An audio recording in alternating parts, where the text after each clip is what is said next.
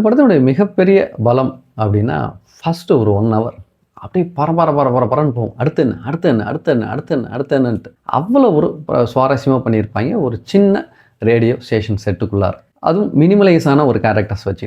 அந்த கால் ஃபர்ஸ்ட்டு வரும்போது வந்து அது ஒரு பிராங்க் கால் அப்படின்னு சொல்லிட்டு தான் அவர் பெரிய சீரியஸெல்லாம் எடுத்துக்க மாட்டார். அதுக்கப்புறம் அவரோட வீட்டு அட்ரஸையும், அவரோட பெண்ணோட பேரையும் சொன்னதுக்கப்புறம் தான் தலைவர் சீரியஸ் ஆவார்.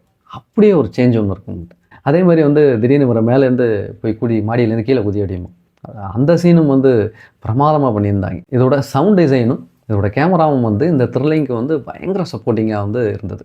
அதே சமயம் இதனுடைய மைனஸ் அப்படின்னு சொல்லிட்டு பார்த்தீங்கன்னா, இவ்வளவு சீரியஸா சீட் எட்ஜில கொண்டு போயிட்டு கடைசியா ஒரு ட்விஸ்ட் இல்ல, ஒரு டபுள் ட்விஸ்ட் இருக்கும். 2மே இல்ல ஒரு சில்லியான ஒரு மேட்டரா போனது வந்து ஒரு திருப்தி இல்லாத தன்மையை நெறைய பேருக்கு வந்து குடுத்துருக்கும். பட் எனக்கு வந்து அது ஓகேயா இருந்தது.